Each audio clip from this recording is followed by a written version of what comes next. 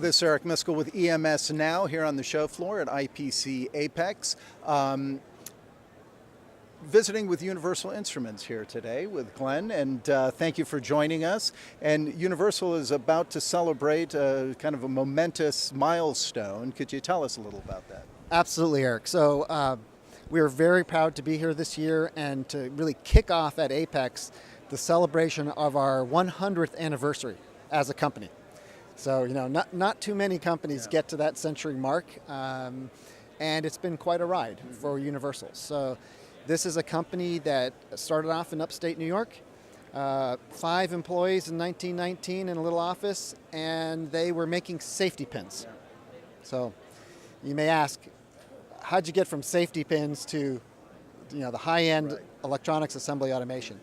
So the company went from being a safety pin maker to a tool and die manufacturer, okay, and really supplying companies that were based in the area at the time, like IBM, who was also founded and grew up in that same neck of the woods. I went from tool and die to eventually actually developing and deploying the very first high-speed transistor insertion machine back in the 1960s. Again, companies like IBM ran out of labor at the time in upstate New York and needed a way to automate the assembly of those types of products. We worked jointly with them to develop that solution. Over time, you went from through-hole to the surface mount market with our GSM platform, eventually went into semiconductor with the GSM X version of that, and now we're on our 4th generation of surface mount platform and automation platforms as well. Still doing insertion mount. You know, just like we did, we're on the 8th generation of the platform that we did back in the 1960s in that space. Yeah.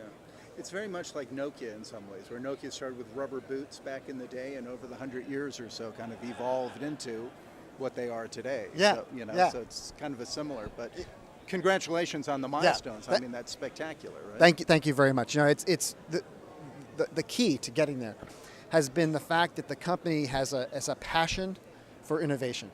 Right, and what we've constantly tried to work with people that were leaders in the industry and understand what were the real challenges that they were facing, and then what could we do to come up with some type of innovative solution to that type of problem. And it was that problem-solving mentality and that passion for that that I think really enabled the company to achieve the success that it had over time, and you know, be here to celebrate a 100th anniversary and looking forward to the next 100 years. Oh yeah, and that leads me into the next piece, which is what you call the flexible solution, right? Yeah. So, which is, now it's not new, but it's more refined and more mature. How would you characterize that? Yeah, we are on our booth here at the show. We have one of the platforms we have is a platform we call UFlex for ultimate flexibility. And what that platform is, it is a automation platform for multi-process applications. What do I mean by that? It can do pick and place. It can do dispense. It can do AOI. It can do screw driving. It can do anything you want. It has very versatile architecture to allow you to put different applications on the machine. And it has a very modern control architecture and what we call a sequence editor software architecture, so that I can not just build a machine to do multiple processes, but I can change it over in a matter of hours from one set of applications to another. Think of it as an app store for automated assembly, where I can literally download the app, figuratively download the app, and change the hardware, and I can, you know, this morning I can be doing dispensing, this afternoon I can be doing pick and place, and overnight I can be doing screw driving, or any combination of all these. Okay, so very valuable in either the automotive space, or even another market that we see huge growth right now for that platform is in the server space, where people are trying to automate the assembly of all these very odd components that are going on to these extremely complex boards in those applications. Okay. Now, and that leads me to the next piece, which is the IQ360. Yes. So that's an evolution out of all of this as well, right? Yes, that's true. So, you know, we talk about Universal being 100 years old. Yeah. Well, we humans are a lot older than that, right? We've been around for I don't know how long, very long. Yeah, more than that.